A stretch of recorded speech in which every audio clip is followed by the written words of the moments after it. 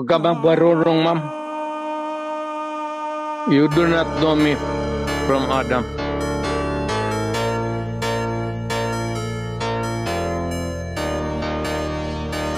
Nalaman natin meron talagang reward system at merong pinanggagalingan yung pondo para dun sa reward system. Do not make me account for something which I cannot do legally. That is not allowed by law. You are asking as if you are from the COA. Kailangan mo ng report, so you have to bring the papers. Ano? Hindi naman ako COA. Ako po kasi nagtatanong dahil ako po ay pinapapatay ni dating Pangulong Duterte. Eh, kung pinapatay kita, bakit buhay ka pa ngayon? Successful po ba ang war on drugs ninyo? Successful, ma'am. Na-minimize yung drugs. You cannot entirely eradicate drugs because pang hanap buhay yan eh. Mr. President, you are surrounded by, I believe, 4 lawyers. Hindi ko na kailangan, ma'am. Because you are a lawyer I yourself. can take of myself. I can take care of Yes. myself. Magtanong na kayo na magtanong. Ano? Pag sinabi kong campaign against drug, you do it as a police officer. Nag-aral ka naman ng 2 years basic, sinunod mo lahat, you should follow. Not if you go out of the way, I cannot answer for you. Where do you draw the line of your responsibility in this war on drugs? Because guilt is personal. Yes, it's very personal. You're a lawyer? Yes, Mr. President. I will talk slower. Panyero, you talk slower. Okay. Mr. Maybe maganda ka ang English mo, pero fortunately, hindi naiintindihan. Sa mga kongresista na kaalyado ng mga NPA, mahaya naman tayo sa topic ng pagpatay dahil kayo mismo, hindi kayo nagsasalita sa pagpatay ng NPA sa mga pulis, sundalo at mamayang Pilipino.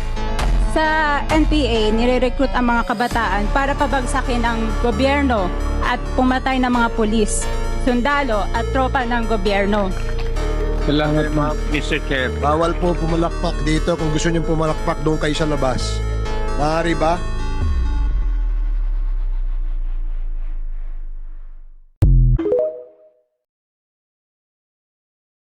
Huwag ka bang barurong, ma'am? You do not know me from Adam.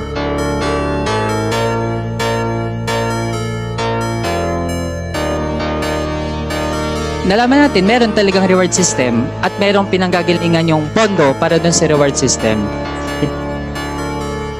Do not make me account for something which I cannot do legally. That is not allowed by law. You are asking as if you are from the COA. Kailangan mo ng report, so you have to bring the papers. Ano? Hindi naman ako COA.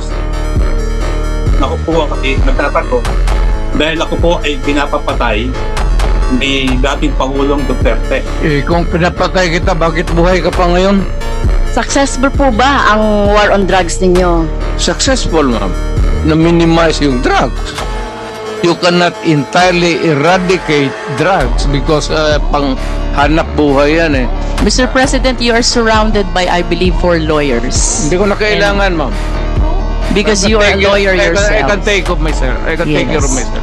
Magtanong na kayo na magtanong. Ano? Pag sinabi kong campaign against drug, you do it as a police officer. Nag-aral ka naman ng 2 years basic, sinunod mo lahat, you should follow. Not if you go out of the way, I cannot answer for you. Where do you draw the line of your responsibility in this war on drugs? Because guilt is personal. Yes, it's very personal. You're a lawyer? Yes, Mr. President. I will talk slower. Panyero, you talk slower. Okay. Mr. Maybe maganda ka ang English mo, pero fortunately, hindi naiintindihan.